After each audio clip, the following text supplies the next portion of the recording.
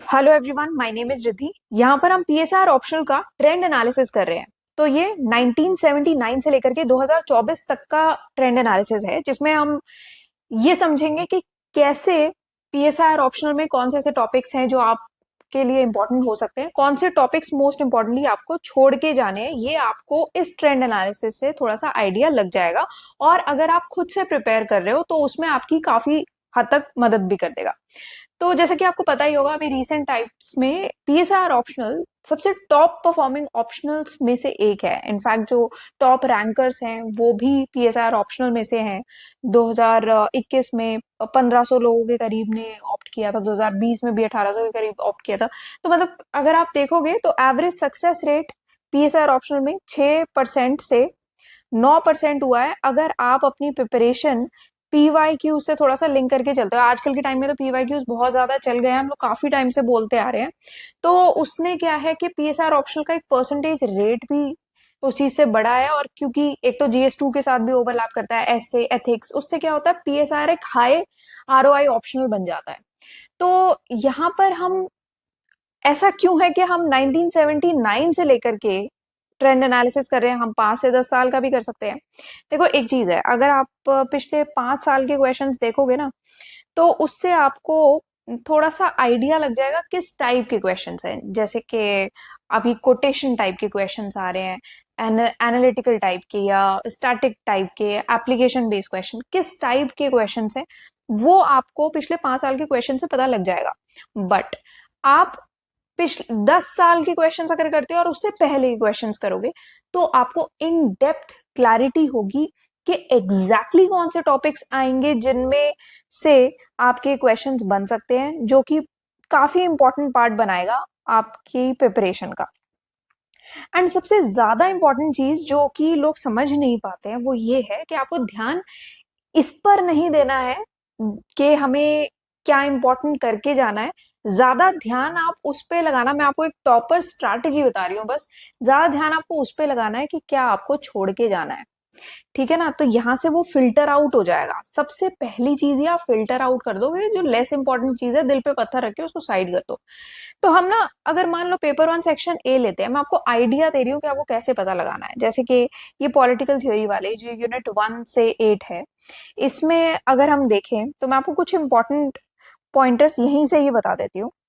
जैसे ये आपका सिलेबस है, तो यहाँ पर यूनिट 1 में अभी आप देखोगे तो पॉलिटिकल थ्योरी में मीनिंग में से रिसेंट टाइम्स में काफी सारे क्वेश्चंस पूछे गए हैं।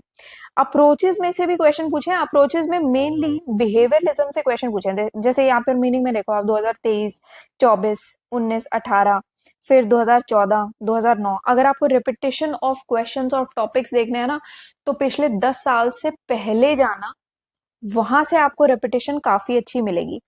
मॉडर्न अप्रोचेस में आप देखो, बिहेवियरल अप्रोच में से काफी सारे क्वेश्चंस यूपीएससी ने पूछे हैं। तो ये टॉपिक्स हैं जो इंपॉर्टेंट है, बाकी आप एंड के लिए रखो। मतलब बाकी भी इंपॉर्टेंट है, जैसे नॉर्मेटिव एम्पेरिकल का डिफरेंस है वो भी इंपॉर्टेंट है। बट मैं आपको सबसे इंपॉर्टेंट टॉपिक्स बता रही हूँ। यूनिट 2 बहुत इंपॉर्टेंट है। यूनिट 2 एक ऐसी यूनिट है जिसमें से एक साल में दो दो क्वेश्चंस भी पूछे गए हैं एक ही यूनिट में से। तो इसलिए आपके लिए करना जरूरी है। इसमें सबसे इंपॉर्टेंट आपका लिबरल थ्योरी ऑफ स्टेट सबसे इंपॉर्टेंट है। न्यू लिबरल में से रीसेंट टाइम्स में यूपीएससी ने क्वेश्चंस पूछे हैं। मार्क्सिस्ट इंपॉर्टेंट है। पोस्ट कॉलोनियल आप करके जा सकते हो, अच्छा है। फेमिनिज्म भी ठीक है। फेमिनिज्म में से इस बार मुझे लगता है कि क्वेश्चन पूछा जाना चाहिए, क्योंकि कुछ टाइम हो गया है, पिछले 10 साल से पहले ही क्वेश्चंस पूछे गए हैं। प्लूरलिज्म पे भी रिसेंट टाइम्स में पूछा गया है, पोस्ट कॉलोनियल से भी पूछे गए हैं। फेमिनिज्म आप इस बार जरूर करके जाना। यूनिट 3 देखो, ये यूनिट इतनी छोटी सी है ना, बट इसमें से ना एक ही साल में दो दो क्वेश्चन भी पूछे गए हैं। इस वजह से ये क्वेश्चन कर जाना। जैसे 2021 में से भी दो क्वेश्चन यहाँ से पूछे हुए हैं, 2018 में भी आप देखो दो क्वेश्चन यहाँ से पूछे गए हैं, और उससे पहले 2017, 16, 15, 13, 10, आप देख रहे हो लगातार में क्वेश्चन पूछे जा रहे हैं। 2022 में, 2023 में, तो काफी सारे क्वेश्चंस इस यूनिट में से पूछे, और ये यूनिट है भी बहुत छोटी। तो सबसे पहले तो आप ये यूनिट अपनी खत्म कर जाना। तो यहाँ से क्या होगा ना, अभी आपको हाई फ्रीक्वेंसी थीम्स पता लग जाएंगी। क्या कहते हैं इनको? High frequency themes. ठीक है? उससे क्या होता है कि जो रेपिटेशन ऑफ क्वेश्चंस होते हैं, जैसे कि रॉल्स में से आ रहा है, अभी लिबर्टी में से आ गया, इक्वालिटी में से, अभी आप थिंकर्स में जाओगे, इक्वालिटी भी इंपॉर्टेंट टॉपिक है। अगर आप थिंकर्स वाली यूनिट में जाओगे तो इंडियन थिंकर्स आप देखना, आज के टाइम में जैसे धर्मशास्त्र, अर्थशास्त्र वगैरह भी टॉपिक्स हैं, बट आजकल आप रीसेंट ट्रेंड्स में अगर आप थोड़ा सा एनालाइज करोगे, आपको ये पता लगेगा कि इंडियन थिंकर्स में से ज्यादा क्वेश्चन आ रहे हैं, ना कि धर्मशास्त्र अर्थशास्त्र वाले टॉपिक में से। अब जैसे राइट्स है, अब राइट्स ओवरऑल तो काफी इंपॉर्टेंट है ही, लगातार में क्वेश्चन आया, मीनिंग एंड थ्योरी में से कितने सारे क्वेश्चन आए, बट इसमें से भी कंसेप्ट ऑफ ह्यूमन राइट्स में से बहुत क्वेश्चंस पूछे गए हैं, जो आप छोड़ना अफोर्ड ही नहीं कर सकते बिल्कुल भी। तो ये तो आपको करके ही जाने हैं, बहुत क्वेश्चंस यूपीएससी पूछता है। ऐसे ही डेमोक्रेसी देखोगे आप, उसमें से आप कुछ कुछ इंपॉर्टेंट पार्ट्स निकाल सकते हो। डेलिबरेटिव डेमोक्रेसी बहुत इंपॉर्टेंट पार्ट है, ठीक है। तो उसमें से भी अगर आप आगे भी उसको फर्दर डिवाइड करोगे ना, तो आपको समझ में आएगा कि कहाँ कहाँ से क्वेश्चन आ रहे हैं, कि डेमोक्रेसी अब सिर्फ वैसा नहीं रह गया कि सिर्फ नॉर्मल डेमोक्रेसी से क्वेश्चंस पूछे जाएंगे आपके और हो जाएगा, नहीं। अब इतना छोटा डेमोक्रेसी जैसे टॉपिक को भी ना आपकी लिंकेज बता रहे हैं, फॉरेन पॉलिसी से उसको लिंक करो, है ना। या फिर आपके इलेक्टोरल रिफॉर्म से उसको लिंक करो। तो इस टाइप से एक छोटे से टॉपिक को भी बहुत तरीके से लिंकेज करके यहाँ पर बताने को बोला, इस टाइप से क्वेश्चंस आ रहे हैं। अब नेक्स्ट हम देखते हैं कि एक बार मैं आपको ये भी बता देती हूँ, कॉन्सेप्ट ऑफ पावर में से काफी क्वेश्चंस आए हैं। ये बहुत इंपॉर्टेंट यूनिट है, इसको भी नहीं आप छोड़ सकते। ये भी ऐसी यूनिट है जो कि इतनी बड़ी यूनिट तो नहीं है, फिर भी दो दो क्वेश्चन इस यूनिट में से पूछे गए हैं, तो ये आपके लिए करना बहुत जरूरी है। Then political ideologies important unit है। लिबरलिज्म, सोशलिज्म, मार्क्सिज्म, इसमें से इंपॉर्टेंट मैं बताऊं, लिबरलिज्म मार्क्सिज्म काफी इंपॉर्टेंट है। गांधीज्म में से भी रिसेंट टाइम्स में क्वेश्चंस पूछे जा रहे हैं, तो वो भी आप कर सकते हो। अगेन फेमिनिज्म मैंने आपको बोला इंपॉर्टेंट है। अब यहाँ पर जब इंडियन पॉलिटिकल थॉट की बात करते हैं, तो धर्मशास्त्र, अर्थशास्त्र, बुद्धिस्ट ट्रेडिशन भी है, बट ज्यादा जो इम्पोर्टेंट पार्ट अभी बना रहा है ना, जो कि आ सकते हैं, क्योंकि हम देखते हैं कि पुराने ट्रेंड्स में क्या है, रिसेंट में ठीक है आपका, बहुत पुराने देखोगे, थिंकर्स करके जाना, थिंकर्स पर, इंडियन थिंकर्स पर जरूर फोकस करना, इंडियन थिंकर्स पर पूछेगा इस बार यूपीएससी, ठीक है। ये सारे आपके इंडियन थिंकर्स आएंगे। उसके बाद अगर आप अगेन वेस्टर्न पॉलिटिकल थॉट में जाओगे, तो यहाँ पर भी थिंकर्स हैं जिसमें से पूछे जा रहे हैं क्वेश्चन। प्लेटो काफी इंपॉर्टेंट है, मैकियावेली इंपॉर्टेंट है, हॉब्स इंपॉर्टेंट है, देन इसमें मार्क्स एंड ये सारे इंपॉर्टेंट थिंकर्स हैं, एंड जेएस मिल, ये आपको जरूर करके जाने हैं। बाकी आप सारा इंपॉर्टेंट है, थिंकर्स की यूनिट तो पूरी की पूरी इंपॉर्टेंट है। तो इस तरीके से आपको थोड़ा सा ना ये समझ में आ जाएगा कि हाई फ्रीक्वेंसी वाले टॉपिक्स या थीम्स कौन से हैं, ठीक है। अब आपने किस तरीके से इस चीज को डिवाइड किया, सबसे पहले हाई फ्रीक्वेंसी थीम्स आपको पता लग गई किससे, सिलेबस प्लस पीवाईक्यू से। इसमें आपको क्या करना है, कुछ टॉपिक्स लीव सम टॉपिक्स, ठीक है, जिनको आप एंड के लिए रख लेना, ओके। अब unit, themes and then PYQ का पैटर्न भी आपको इससे समझ में आ गया, ठीक है, कि किस टाइप के पीवाईक्यूज पूछ रहे हैं, साथ में एवरी ईयर कौन से क्वेश्चंस पूछे जा रहे हैं। फिर एक से दो से तीन थिंकर्स के आप रेफरेंस भी दे सकते हो हर एक टॉपिक में, जैसे कि इंपॉर्टेंट थिंकर्स कौन से हो गए, हॉब्स हो गया, लॉक है, रूसो, मिल, मार्क्स, ग्रामसी, अरेंट, गांधी, अंबेडकर, ये सारे थिंकर्स हैं। तो हर क्वेश्चन के लिए आप एक से तीन थिंकर्स के रेफरेंस आप दे सकते हो, ठीक है, वो आप पहले से ही प्रिपेयर करके जाओगे।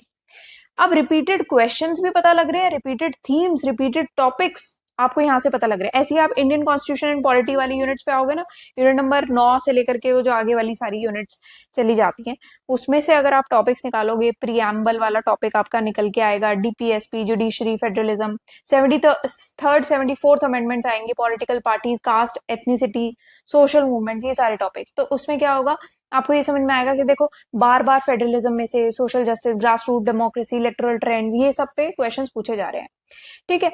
आप थोड़ा सा और एनालिसिस में जाओगे, आपको समझ में आएगा 2017 के बाद से focus thematic application of thinkers पर ज्यादा बढ़ा है, जैसे कि रॉल्स को सोशल इक्वालिटी से लिंक कर दिया, जेएस मिल को विमेन राइट से लिंक कर दिया।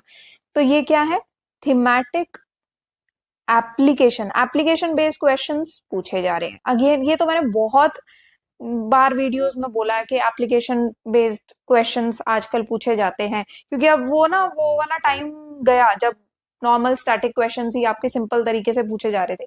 अब क्या है, थोड़ा सा एप्लीकेशन बेस्ड बनाया जाता है, उसको कहीं ना कहीं से लिंक किया जाता है, तो करंट अफेयर से या फिर आपकी कोई थ्योरी से या फिर किसी एक आपके ही दूसरे सिलेबस के दूसरे टॉपिक से लिंक कर दिया जाए। जैसे डेमोक्रेसी को इलेक्टोरल रिफॉर्म से थोड़ा सा लिंक कर दिया जाएगा। ठीक है, इस तरीके से थोड़ा सा हो रहा है। तो थोड़ा सा कमेंट बेस्ड एनालिसिस वाला जो पार्ट है ना, यूपीएससी वहां पर ज्यादा फोकस कर रहा है, जिसमें कंसेप्चुअल क्लैरिटी की भी जरूरत है और कंटेम्प्रेरी रेलेवेंस। तो कंसेप्ट भी पता होना चाहिए, प्लस कंटेम्प्रेरी आजकल के टाइम में उसकी क्या रेलेवेंस होगी वो भी आपको पता होना जरूरी है। Same goes for paper two, वहां पर भी आपको यही फॉलो करना है। पेपर टू में एक चीज है, इंडियन फॉरेन पॉलिसी, ये टॉपिक मत छोड़ के जाना, और इसके कुछ थिंकर्स पहले से ही नोट डाउन करके रखना, और करंट अफेयर्स। ओके, ऐसे तो अगर आप पेपर टू में देखोगे ना 2020-24 से, आप देखोगे एक शार्प इंक्रीज है इंडिया डिप्लोमेटिक शिफ्ट्स वाले क्वेश्चंस में। ठीक है, तो जैसे इंडो पैसिफिक हो गया, क्लाइमेट डिप्लोमेसी हो गया, कंटेम्प्रेरी अफेयर्स को थ्योरी के साथ लिंक कर दिया जाता है, जैसे कि रियलिज्म के ऊपर पूछ लिया, India China border, India China border इस टाइप के बॉर्डर स्टैंड ऑफ जो था, है ना। फिर सॉफ्ट पावर थ्रू वैक्सीन मैत्री, ये इस टाइप के, आप समझ रहे हो कितने स्विफ्टली क्वेश्चन को मोल्ड किया है। कोई बहुत बड़ी चीज नहीं है। क्वेश्चन आपका स्टैटिक पार्ट अगर आपको आता है ना, थोड़ा सा उसे कंटेम्प्रेरी अफेयर से लिंक करना है, थोड़ा लॉजिक बेस से। वो लॉजिक बेस क्या होता है, थोड़े से आप पॉइंटर्स अपने बना के रखो जिसको आप एंड में एक्सप्लेन कर पाओ। लॉजिक बेस क्या होता है, सिंपल, कि जैसे कि सोशल फैक्टर्स कुछ, economic factors, political factors, cultural factors, ये आपकी मेन हेडिंग्स हो गई। इन हेडिंग्स को थोड़ा थोड़ा आप एक एक दो दो पॉइंटर्स इन लाइंस पर अगर आप उस टाइम भी सोच के लिख दोगे या लॉजिक लगा के लिख दोगे, तो काफी अच्छा आपका आंसर हो जाएगा। तो टॉपिक वाइज आपकी जो फ्रीक्वेंसी, आप चार्ट एक छोटा सा बना के रख लेना, जैसे पॉलिटिकल आइडियोलॉजी है पेपर वन में, उसमें से अराउंड अराउंड 10 साल में 10 में से 8 क्वेश्चन आ गए, या थिंकर्स में 10 में से 10 क्वेश्चन आ रहे हैं, इंडियन फॉरेन पॉलिसी में भी 10 में से 10 क्वेश्चन आ रहे हैं, डेमोक्रेसी में मान लो 10 में से 9 क्वेश्चन, इस टाइप से आपको करना पड़ेगा। ठीक है, लास्टली मैं आपको एक चीज बोलूंगी फटाफट से, आपकी स्ट्रैटेजी क्या होगी अब इसमें। स्ट्रैटेजी आपकी बहुत सिंपल रहेगी। सबसे पहली चीज, आपको पीवाईक्यू ड्रिवन नोट्स बनाने हैं। पीवाईक्यू ड्रिवन नोट्स कैसे बनेंगे, हर एक कंसेप्ट के लिए आपको सबसे पहले कंसेप्ट पता करना है, फिर आप पता करोगे थिंकर्स, फिर आप पता करोगे पीवाईक्यूज उसमें से कौन से पूछे हुए हैं, फिर आप उसका एक मॉडल आंसर पहले से प्रिपेयर करके जाओगे, फिर उसमें आपको देना है करंट एग्जाम्पल्स। ठीक है, ये दूसरा, आपका आंसर राइटिंग प्रैक्टिस आप कैसे करोगे। आंसर राइटिंग प्रैक्टिस, देखो, आप अगर आपने कहीं से टेस्ट सीरीज ज्वाइन की हुई है, वेल एंड गुड। अगर नहीं की हुई है, पीवाईक्यू बेस्ड टेस्ट सीरीज लगाना, और जहां से भी आपने टेस्ट सीरीज आप कर रहे हो वहां पर आप ये जरूर देखना, हैफजार्ड मैनर में ऐसे हवा में तीर चलाने वाली टेस्ट मत करना, वैसे क्वेश्चंस मत करना, वो टाइम वेस्ट हो जाएगा आपका। आप पीवाईक्यू बेस्ड क्वेश्चंस सॉल्व करने की कोशिश करना। सिनॉप्सिस आईएएस पे फ्री अवेलेबल है, वहां से आप जाके देख सकते हो। आंसर राइटिंग की प्रैक्टिस थोड़ा पीवाईक्यू बेस करोगे तो आपका जो स्टैंडर्ड है वो यूपीएससी के लेवल से मैच करने लगेगा। आपको, और साथ में वही थीम्स के जो कुछ थिंकर्स होंगे, कुछ करंट अफेयर्स होंगे, वो पहले से आप प्रिपेयर करके रख पाओगे, कुछ इंट्रोडक्शन कंक्लूजन टाइप। आपको थोड़ा सा कोटेशन बेस्ड क्वेश्चंस आप प्रिपेयर कर पाओगे, और ये ट्रेंड भी आपको साथ साथ पता लग जाएगा, क्योंकि वो 60% ऑफ द पेपर को डोमिनेट कर रहे हैं अभी फिलहाल। टॉपर की कॉपीज को थोड़ा सा रेफर करना कि आपकी कॉपी उनसे मैच कर पा रही है या नहीं। की पॉइंट्स को मॉडल करो, जो कीवर्ड्स हैं आपके, उस पर ज्यादा ध्यान देना। देन ब्लॉगिंग में भी फ्री ब्लॉग्स अवेलेबल हैं सिनॉप्सिस आईएएस पर, वो भी आप रेफर कर सकते हो।